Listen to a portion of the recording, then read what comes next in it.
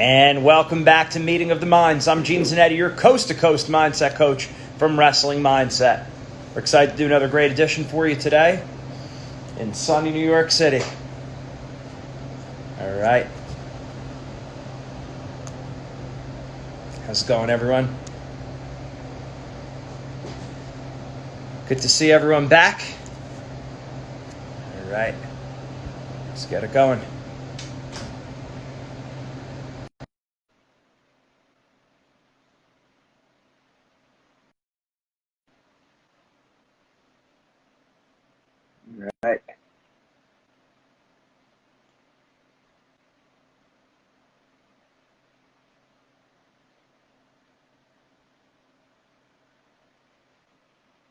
Right. All right.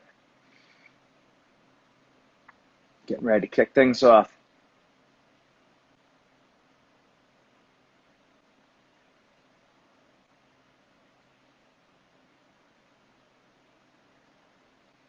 Any questions before we get started? How can you improve at home with no mats? Best thing you could do is shadow drilling. So you do 3 matches, 3 5-minute matches, or 3 6-minute matches rather, and you go 30 seconds off in between the 3 minutes, and then you give yourself 5 minutes in between. So stance and motion, ideally do it on the grass so you could take penetration steps, wear knee pads if you have to. Then you could do some sprawls, some down blocks, some shots on the grass with the knee pads on, and you do 3 of them. That's what the Italian Olympic team does. So the coach, Salvatore, who jumped on the show, that's exactly what he said. So just copy what the Italian Olympic team's doing. All right. No, I thought we were ready to go.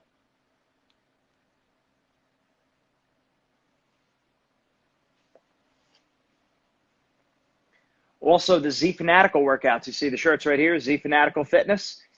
We made, so originally, before we started Wrestling Mindset, we had Z Fanatical Fitness, which was 10 workouts, 10 minutes, and no equipment.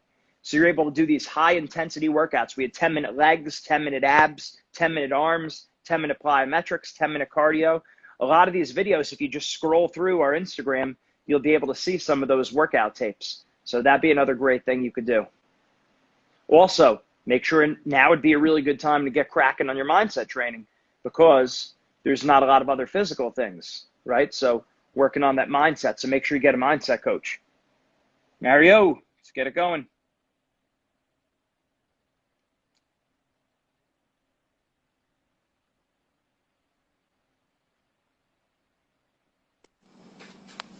Hey, how's it going, brother?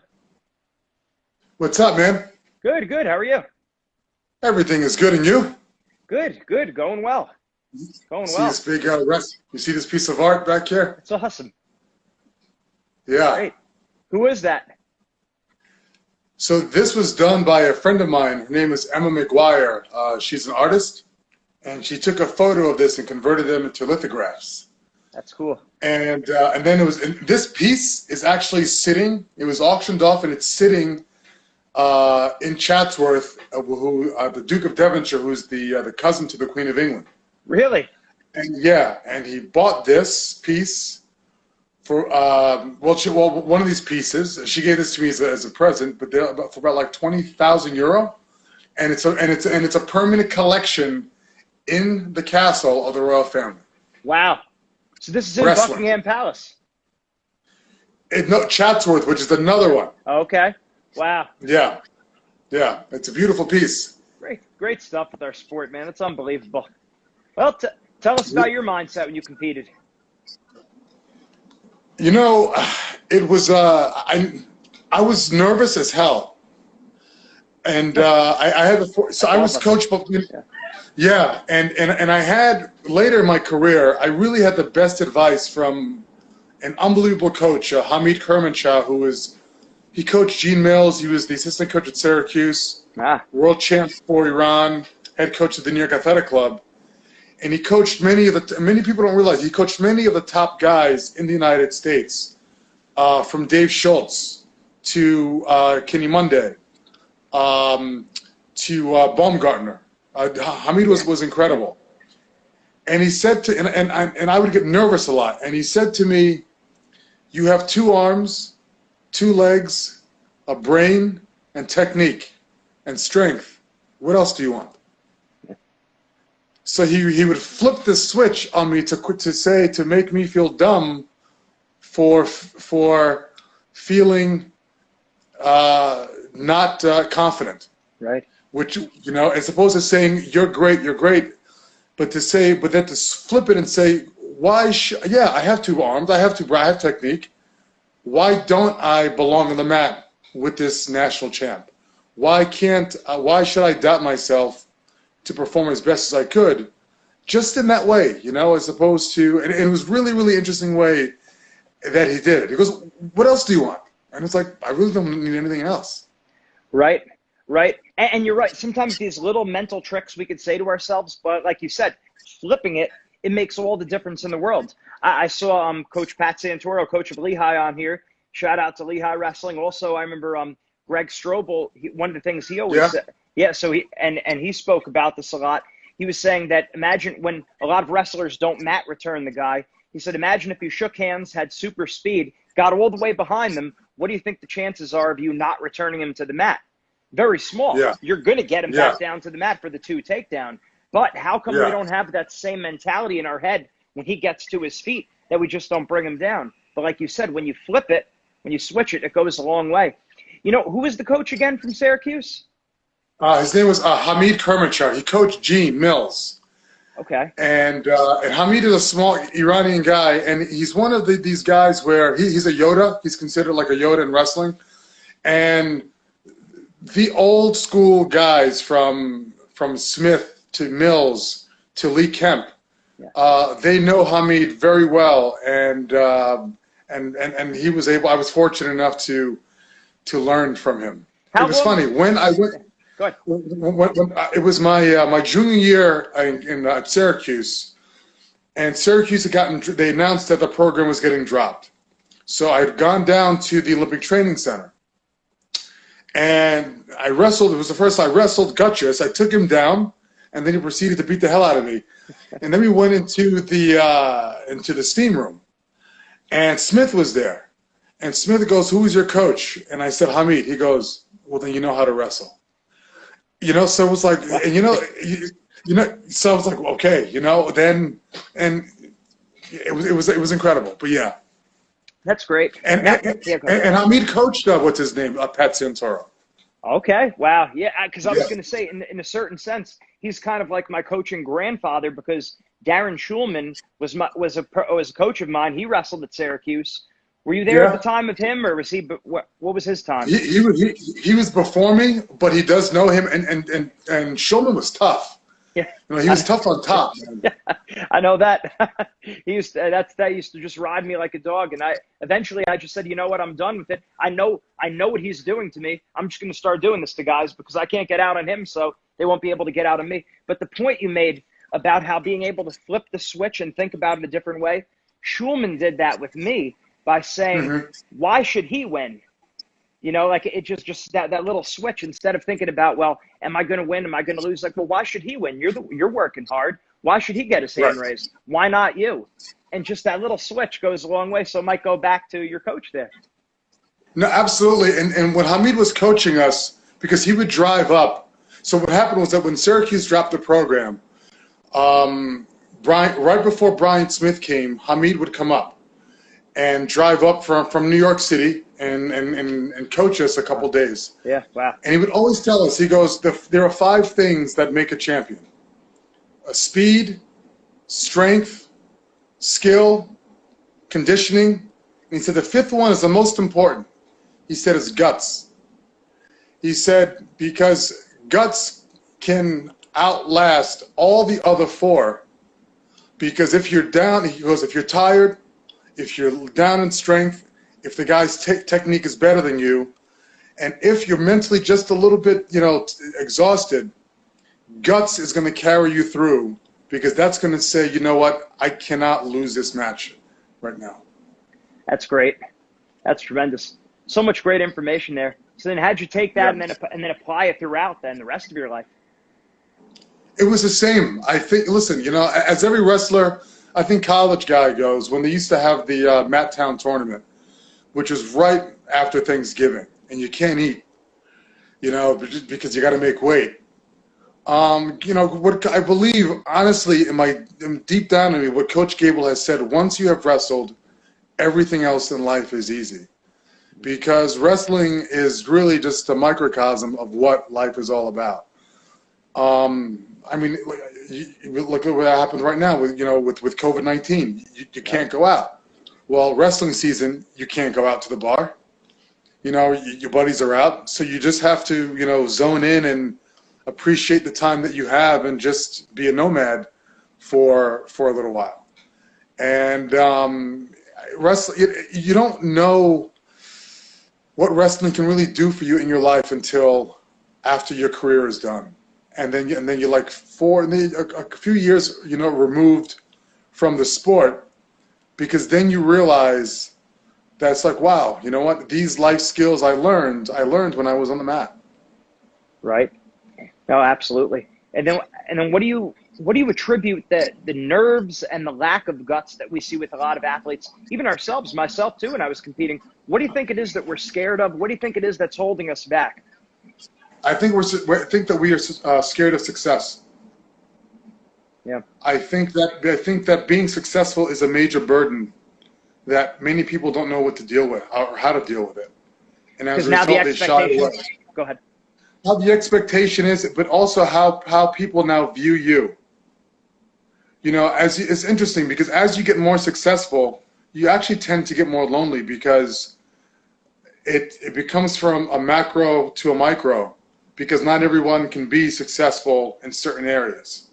So you wound up, and that's what they say, if you grow up in a tough neighborhood and then a select few of you guys, or you're able to escape from that and then you go back to your neighborhood, it's lonely because that life you left that you came from, but then you evolved to becoming more successful, and you don't want to go back to that. And it's the same thing as like in wrestling, to where guys who lose a lot, well, I don't want to say guys who lose, but guys who don't perform well, because maybe they're out drinking too much, out partying too much, they have other priorities.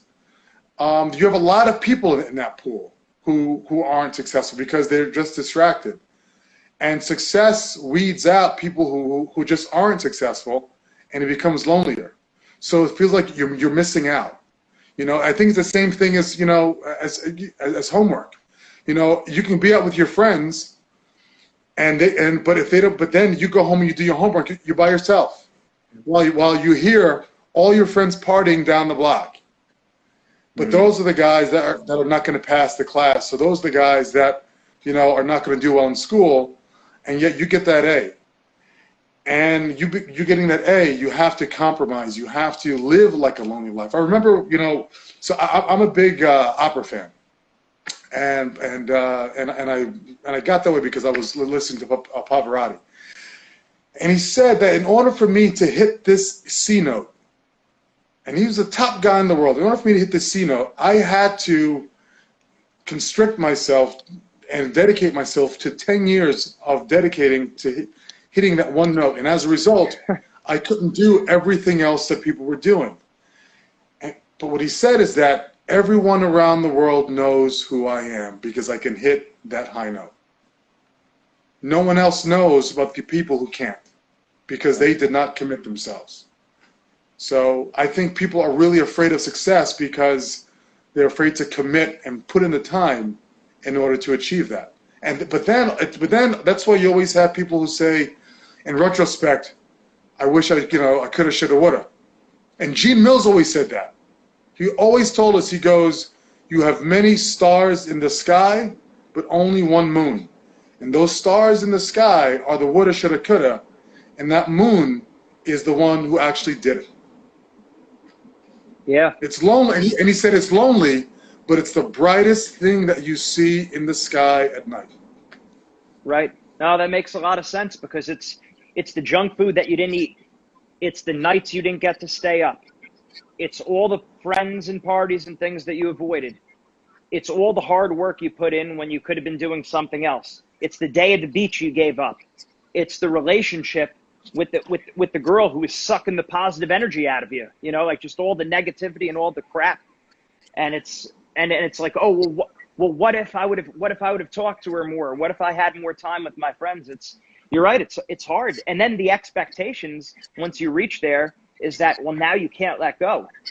And on top of it, like you said, now you have haters. I think about it even with, you know, as our business started, everyone's your friend when you start off. And then as you start getting some momentum and some success, then, you know, you start people, you know, some people, not everyone, but then there's some people that turn a little bit, and then it's more finger pointing and more, you know, different things, jealousy, hating, whatever you want to call it.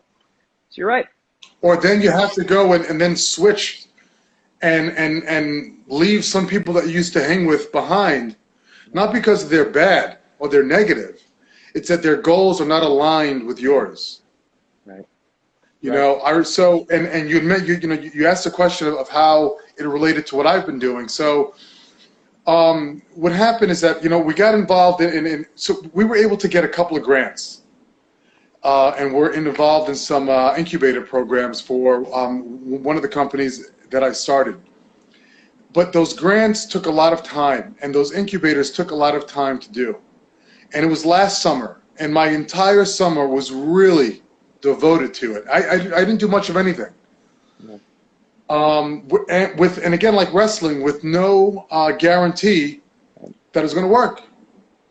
You know, you can only control the process. You can't control the outcome. Right. You know, so we didn't expect that we were going to get the grant, but we did. And what's happened is that because we got the grant, financially, we've been able to go through this current pandemic without really sweating financially as other companies have, because we put in the work without the guarantee. Right. That it was going to happen, but just with believing in the process that we wanted to get it done. You know, and that's the thing. One of the things about success is that it's really not about the end result.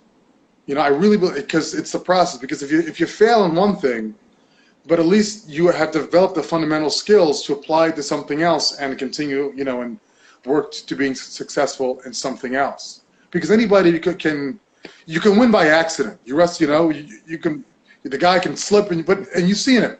You really shouldn't have won that match. You won by accident. Or you really shouldn't have gotten that much, you know, or in work, people sometimes fall into a good result, right, but they develop bad habits, which they can't replicate the next time. Yeah, and building that virtue. That's why I said the important thing is, if you build virtue, you'll be good at anything you do. But if you're just aiming at success, you might reach success in that one area, and it might come at the expense of family relationships, balance of different things. And it's, you know, a lot of people say balance. I like the term optimal point better, because it's not always evenly balanced. Sometimes it's throttle down and work really, really hard.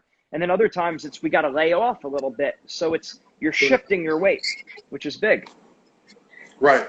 And then also surrounding yourself with good people. Right. You know, because that's really, really important, because if you don't have that good network and that good foundation, sometimes it's, you know, certain people can do it, but you know, I think that's one of the things when they were in the ESPN documentary about Michael Jordan, to where, as great as a player as he was, if you didn't have that great support system, he might have been like a Charles Barkley, which he was the greatest player on his team, but he didn't have that support system. So even in wrestling, it's an individual sport. That network, like at Syracuse, unfortunately, we had that. We had some great individuals, and you see that in wrestling programs. Yeah. You know, where you have one or two good guys, but that doesn't. It defines the season, but it doesn't define the program. Right. You know, and people look at Iowa, Penn State, Oklahoma State. They have a good foundation. You may have a team like I don't want to call out teams specifically, but like a Ryder or even a Syracuse, where we had good individual wrestlers, but we didn't have that team, that good foundation. And I think that's really, really important as part of success, is that you can't do it alone. You need that foundation. Yeah, and then for people that don't have that, maybe like maybe the teams we were at, maybe going out of your way to find ways to communicate with people who are on that path.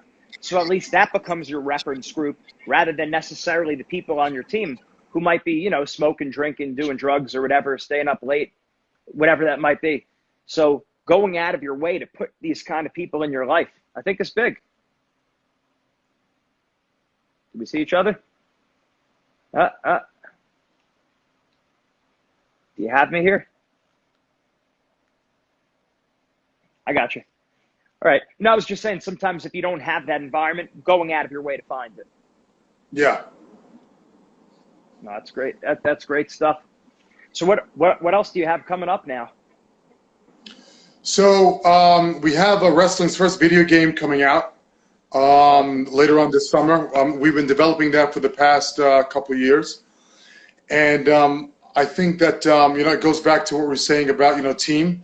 It was a concept that I came up with, but then we had a great support system like Ray. You know, Ray was one of the first guys on that. Ray Jazz, who I love to death. Me too. And that's coming out. Yeah, I mean, he's a great human being. You know, tough wrestler, but really a great human being. So we have that coming out. Let's see. We have AR wrestling cards coming out as well, which is really cool actually. Then we have we have a couple of two cool products that we can't talk about at the moment. But everything really is getting, you know, something really. I'm really excited about the wrestling game, to be quite honest. It's really authentic. I think the kids are going to love it. It's going to come out initially on a PC format, and then it'll be it will transition to console and mobile. So girls and guys. That's going to be awesome. The girls are going to be represented. The guys are going to be represented. And it's a couple of cool features that later on that will have all wrestling styles. So like traditional wrestling styles from Mongolia to Senegal to the original wrestling in Iran, which was the Pahavani, and then of course freestyle, folk style. Sumo, beach wrestling. It's going to come. So we're going to represent all wrestling styles, and the wrestling moves are 100% authentic.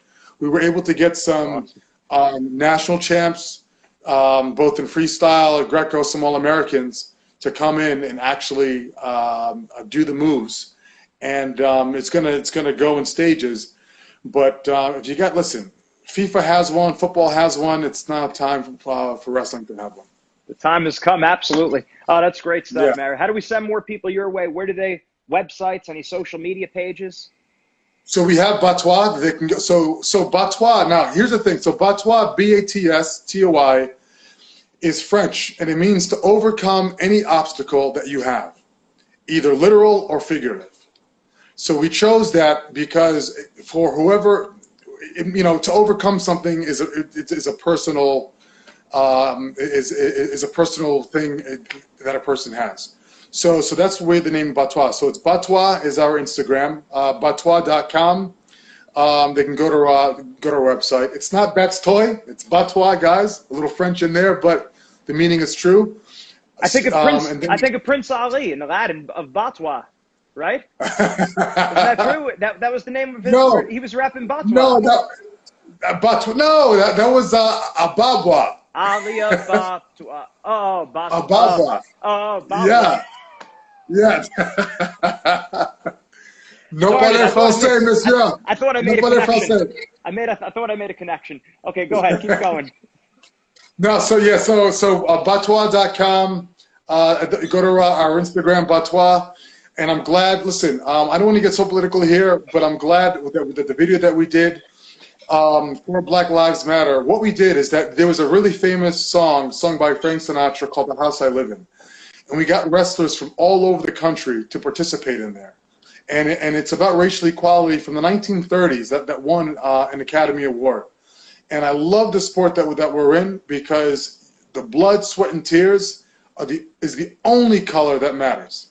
Is the red out of your body and the color of your tears, which is clear for everyone. unless you're wearing mascara, but that's for the girls.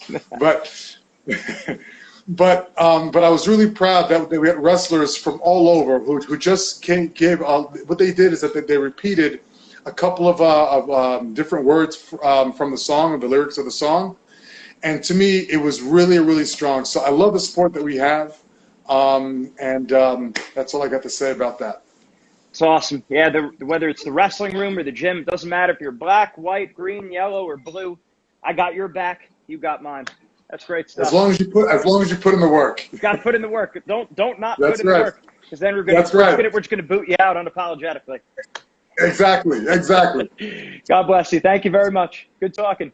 I appreciate it. Thanks a lot. Take care.